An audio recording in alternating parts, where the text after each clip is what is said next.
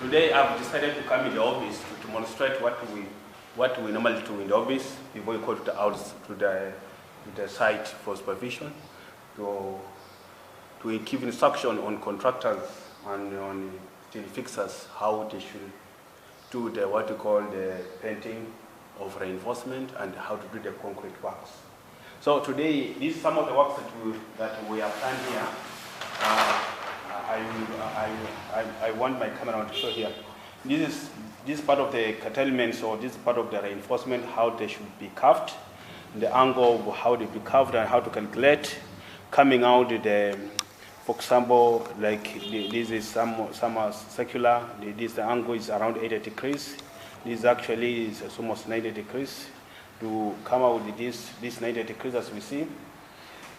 These are beams.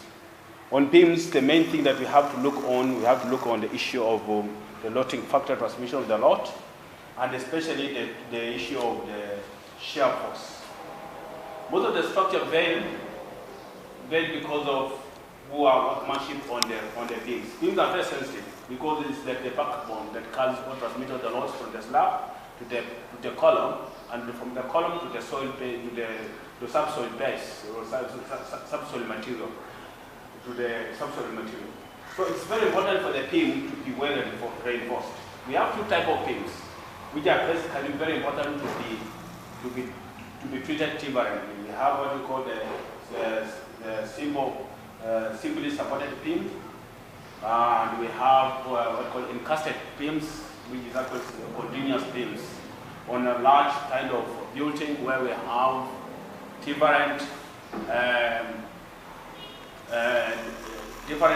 different loads of beams. And we have also the cantilever beams, which is reinforcement. They behave uniquely because cantilever beams we have to reinforce from the top. But simple supported beam and what we call continuous beams, the reinforcement are mainly at the bottom, because the bottom is where we have what we call the tensional effect, where the steel is good for tension, so we must reinforce the bottom. So for cantilever we reinforce the top because actually the top is the most sensitive, it pains. The top fiber is actually the one that feels the tension force for cantilever. But for simple supported, the bottom fiber is one that feels the tension force. We have what we call the compression forces, compression zones, and the tension zones. The compression zones actually is on top. The tension zone is actually at the bottom for simple supported. For cantilever is actually the reverse. So for example here, basically here there are simple supported beams. And the high reinforcement, like here we have the 4T, which is 16 number, code number 40. And we have 3T, which is 16 number, code number 41. 41 and 40 is just a level on reinforcements when touring in the workshop when they are being bent. So for T, initially we used to have the Y, but Y actually the way why they have just a bit brittle. So we now the government and we the engineers, we opted to have T because T is actually the tension. It's a ductability. The issue of flexibility is so high, but for Y, it brittle. It breaks, it snaps off, but the T cannot snap off. The tensional force, or what we call the tensional strength of D is around 500 Newton by millimeter square. But for Y, you will find it's around 360, or sometimes even 280. So it's poor, and because its ductability is so low, it's a bit brittle. So at this point, there's a point it's so sensitive to beam. And this is what brings problem to most of the structures that fails in this kind of ours. At the point of support, from the point of support to around, it's a small calculation. You take the effective span times effective span times you take the effective span at the point of support within point support of around the effective thickness. We take T multiplied by a constant factor. And we find it's around, we find it's around, for example, here, it's around 0.717, which is around, it's around 0. It's around, we find around 700 millimeters, approximately 700 millimeters. This point is so sensitive, so we have to reinforce some reinforcement. And also the stirrups or the links must be almost be together. The interval must not be as distant as from the middle. The middle we have the issue of the issue of what we call pending, but here we have the torsion effect, or what you call the kind of shear force. So we have to restrain the shear force by increasing the amount of stirrups here, and by increasing the amount of longitudinal reinforcement, which is actually we see here we are talking about 3T, and here we are talking about 2T. So here they are more reinforced, and especially reinforce the bottom, because the shear starts from the bottom, from the top fiber to the from the top to the bottom. But deflection normally starts at the bottom, so we have to do that. So these are sections now. It shows for the workmanship, for the people who are working, it actually identifies them how they are going to tie or how they are going to lay the reinforcements. So it's very important. These are the notes that people should follow. These notes will give you the strength factor, the concrete strength factor. That is M. For example, we have decided to use M30, which is the crushing strength of concrete should be 30 Newton, 30 kilonewton by meter square. From here, now we can also come here and observe, see now, this is the diagram showing the beams.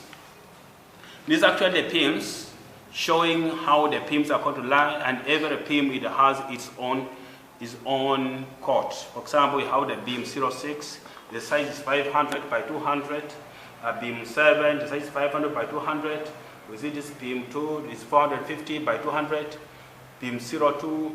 So all these reinforce. For example, the most sensitive beams, they are what you call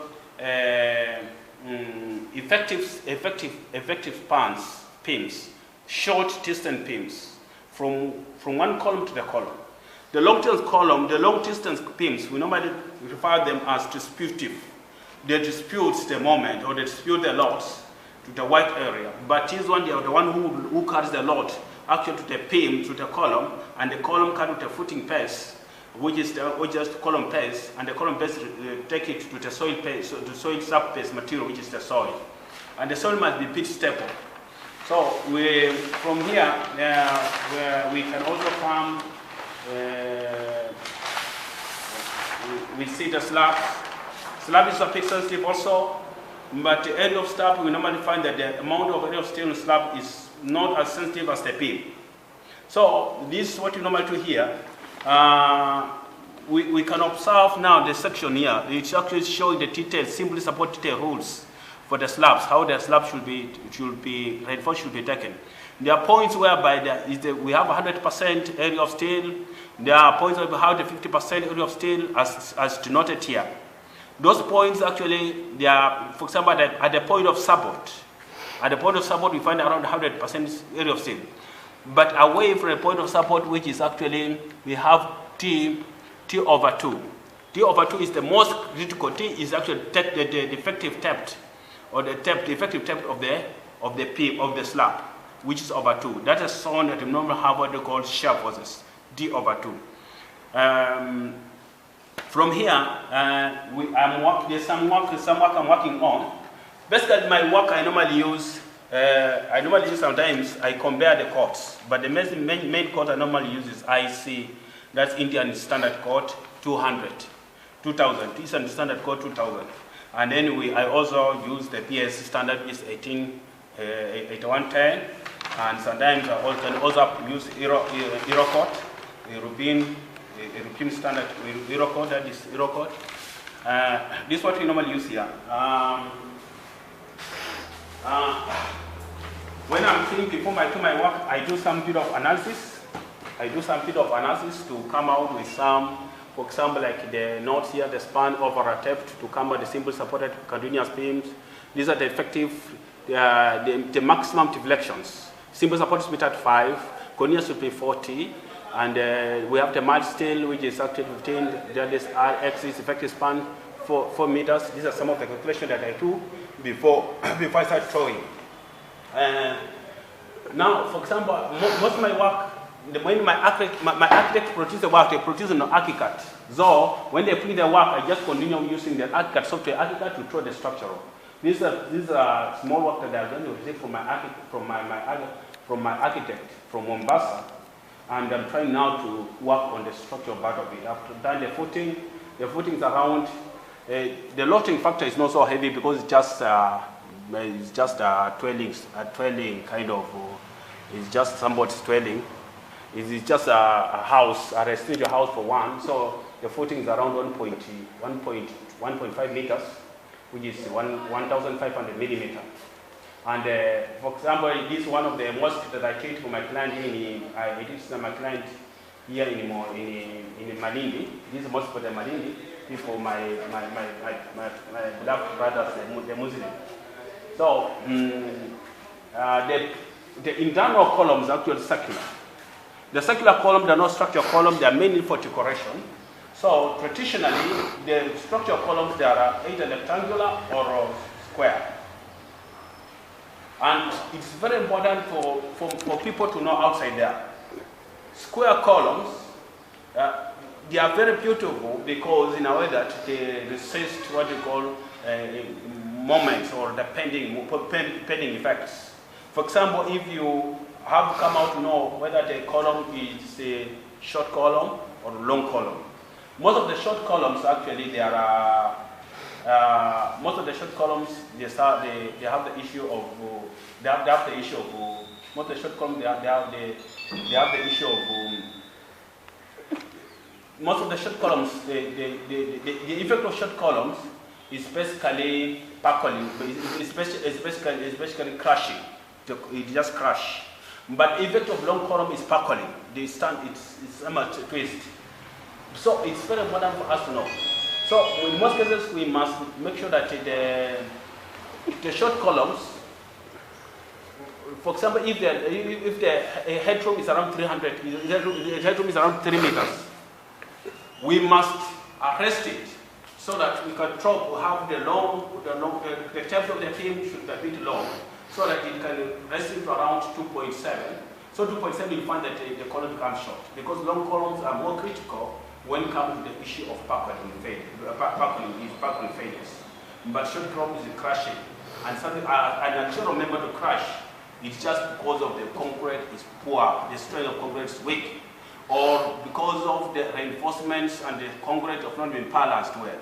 But if the reinforcement and concrete is balanced well, we cannot have the crushing. Because we normally decide that if we have the effect in particularly the effect being fair in concrete and steel must be first one to feel that the load is excess. When the steel fails first and it gives load to the concrete, you will see cracks. But when concrete fails first, it just a snap fail, it's a print fail, it just snap off. So on the issue of code directors at the point of what they call point of where we have a called middle ground, where the edge of steel, the amount of concrete and the amount of steel, they actually performs normally, performs equally. The distribution is okay, the balance, we have balance design. The balance in force transmission is okay. So it's very important about that. My viewers who are watching this, I decided to show this just because what's happening in this country. Yesterday we had a news of collapsed building. Most of these buildings collapsed because of they don't involve engineers. But if engineers were there, we actually observe such a kind of things and the structure is safe. Most of the structure fail is just because of the concrete have not reached maturity, because the concrete is strength in concrete is weak, and because the area of steel, the amount of steel is also not sufficient in load transmission. Because as a structural engineer, the basic thing we do is stability of our structure. The forces transmission, the forces, the counterpin, or what you call the transmission of forces, transmission of the load must be transmitted to the safe points in a structure. Finally, it must be transmitted to the safe subsoil material or the soil, which must be safe. so that the structure is actually comfortable, is actually safe for human utility services. As initially I said, civil engineers, we are here to make the environment become comfortable, to become joyous with humanity. We are here to make human to feel comfortable in environment he lives. That's our main aspect. We are not here to bring menace problem to humanity. We are here to solve those problems. Thank you very much for those who have been observing. May God bless you. Be blessed.